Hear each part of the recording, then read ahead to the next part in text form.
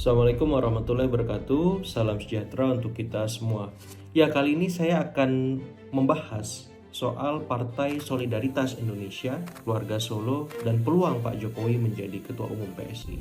Ya, beberapa waktu terakhir memang marak mengemuka tema soal PSI dan Keluarga Solo bersama Pak Jokowi karena PSI sebentar lagi akan mengadakan pemilu raya untuk memilih calon ketua umum. Walaupun kita tahu ya, ketua umum PSI hari ini Kaisang Pangarep juga punya kemungkinan untuk maju kembali di periode keduanya.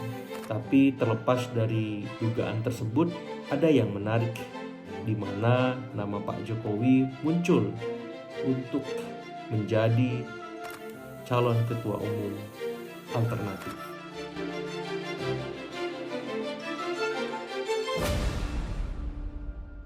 Assalamualaikum warahmatullahi wabarakatuh. Salam sejahtera untuk kita semua.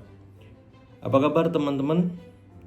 Bagaimana kabarnya setelah kemarin libur lumayan panjang ya? Semoga dalam keadaan sehat, sekeluarga, dan selalu dalam lindungan Allah Subhanahu wa Ta'ala. Amin.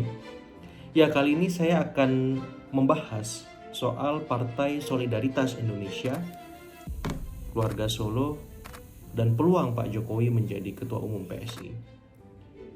Ya, beberapa waktu terakhir memang marak mengemuka tema soal PSI dan Keluarga Solo bersama Pak Jokowi karena PSI sebentar lagi akan mengadakan pemilu raya untuk memilih calon ketua umum. Walaupun kita tahu ya, ketua umum PSI hari ini Kaisang Pangarep juga punya kemungkinan untuk maju kembali di periode keduanya. Tapi terlepas dari dugaan tersebut, ada yang menarik di mana nama Pak Jokowi muncul untuk menjadi calon ketua umum alternatif. Bagaimana konstelasinya, peluangnya, dan seterusnya. Tapi sebelum itu kita bahas, saya mengapresiasi ide PSI untuk menggelar pemilu raya dengan skema one man one vote. Artinya tiap anggota kader PSI itu punya hak untuk memilih siapa ketua umumnya. Ini berbanding terbalik dengan kebiasaan di partai-partai yang lain yang memilih ketua umum itu hanya untuk level pengurus tertentu. Ya, biasanya ketua DPP sekretaris, bendahara, pengurus-pengurus strategis lah. Seperti itu, ataupun organ-organ saya partai juga diwakili oleh pengurus-pengurus strategisnya pengurus pusat juga diwakili oleh pengurus-pengurus strategisnya.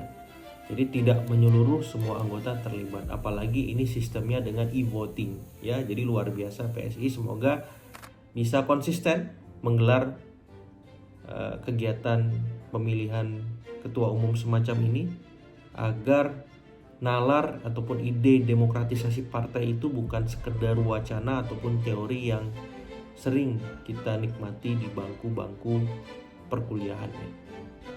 Nah, yang jelas semua kandidat diberi kesempatan calon ketua umum walaupun ada syarat dan ketentuannya. Syarat dan ketentuannya itu apa?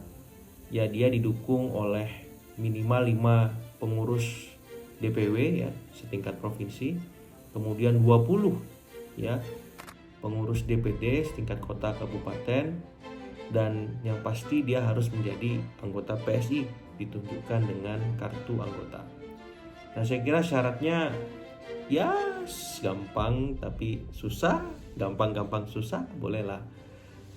Yang jelas ini potensial bagi seluruh anggota PSI yang sekarang ada di DPP punya peluang untuk menjadi ketua umum Namun pertanyaannya, apakah berani maju seandainya salah satu anggota Keluarga Solo, apakah itu Mas Kaisang maju lagi, Pak Jokowi langsung juga maju lagi, atau Mas Wapres Gibran juga ikut maju ketika Mas Kaisang atau Pak Jokowi tidak maju. Ya, jadi punya nyali nggak teman-teman PSI? Pertanyaan menggelitiknya seperti itu. Nah, di luar itu semua memang ada kebutuhan secara institusional bagi PSI untuk memiliki figur yang kuat sebagaimana partai-partai lain yang punya tokoh sentral. Karena kita tahu party ID di Indonesia itu masih sangat rendah ya, kurang dari atau berkisar 20 sampai 25% dan ini dinamis angkanya. Bahkan tidak sedikit mengungkapkan hanya di kisaran 15 sampai 20%. Jadi angka itu, persentase tersebut sangat kecil dan mau tidak mau akhirnya party ID digantikan oleh figur ID. Kita tahu hari ini ada Pak SBY dan Mas AHY di Demokrat ya, kemudian PDIP punya Ibu Mega, Terah Soekarno semacam itu. Di Gerindra ada Pak Prabowo ya. Kemudian di PAN ada Pak Julhas, PKB ada Caimin ya, dan lain-lain. Jadi tokoh-tokoh sentral ini memang sedikit banyak menjadi tulang punggung partai tersebut, baik untuk memobilisasi massa, kemudian menggerakkan sumber daya ya, dan melakukan manuver-manuver tajam secara politik untuk memastikan partai yang dia pimpin survive. Terbukti ya, dalam konteks ini kepemimpinan dari orang-orang yang saya sebutkan tadi sementara ini berhasil ya, membuat partai-partai yang mereka pimpin tetap masuk ke parlemen atau lolos parliamentary threshold. Nah, PSI selama ini kekurangannya di figur. Belum ada sosok identik yang memang day to day politics itu mengurus ataupun membesarkan PSI. Ya, selama ini PSI dikenal sebagai partai Jokowi atau partai yang bermazhab Jokowisme ya, Jokowiisme dan seterusnya. Tapi Pak Jokowi tampak di luar dari PSI, tidak bertungkus lumus ataupun mengurus PSI secara serius. Nah, jika ada kans ya Pak Jokowi bergabung ke PSI, maka suka atau tidak PSI diuntungkan. Karena ketokohan Pak Jokowi itu memang solid, kuat, kokoh. Sebagai bukti ketika beliau selesai menjabat sebagai presiden, approval ratingnya ya cukup tinggi, di kisaran 70 sampai 80%. Nah, di sisi Pak Jokowi apa benefitnya, apa manfaatnya?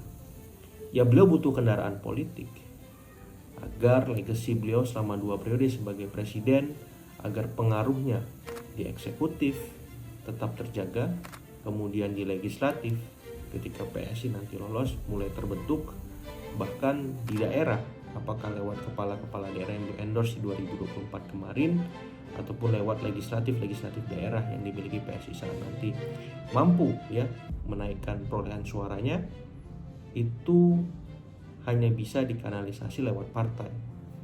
Apakah bisa lewat kelompok relawan? Bisa, tapi ini kelihatan berserak, tidak terkonsolidasi.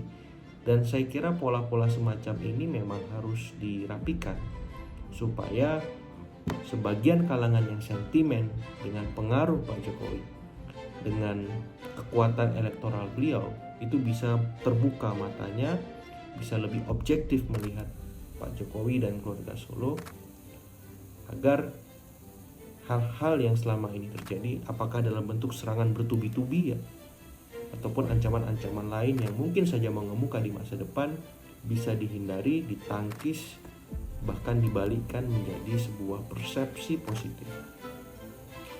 Dan ini sebagai pertimbangan ya, karena kan mungkin banyak kalangan melihat, sudahlah Pak Jokowi sudah jadi presiden, buat apa lagi ya. Saya kira beda kalau kita dalam politik, karena rute yang selama ini dijalani oleh Pak Jokowi ada di level eksekutif. Ya, kali ini ketika beliau berpartai, ini levelnya politik, dinamikanya, turbulensinya, gonjang-ganjingnya akan sangat ekstrim dan beda dari biasanya. Dan bila Pak Jokowi masuk PSI, saya kira ini akan mengingatkan memori kolektif publik, karena PSI ini partai kecil. Jika beliau mulai dari sini, itu akan kembali ketika beliau meretas jalan sebagai wali kota ya kepemimpinan level mikro yang mulai beliau lakukan sebelum akhirnya terpilih menjadi presiden 2 periode. Dan ketika beliau memimpin PSI, kita akan bisa lihat bagaimana pola kepemimpinannya, orkestrasi kepemimpinannya secara taktis, teknis, politis ya, apakah bisa lebih baik ya, punya winning rate, punya peluang besar PSI-nya, peluang menang dan menjadi partai yang diperhitungkan di masa depan. Nah, kita akan bisa simak bagaimana nanti seandainya skema Pak Jokowi memimpin PSI terjadi. Tapi bila tidak, bagaimana prospek PSI secara elektoral? Melihat tren yang selama ini mengemuka, saya melihat kemungkinan PSI masuk parlemen cukup besar. Apalagi ambang batas parlemen ditiadakan ya, atau mungkin nanti diturunkan atau disesuaikan lah bahasa DPR ketika sedang membahas di Komisi 2 sekarang ini.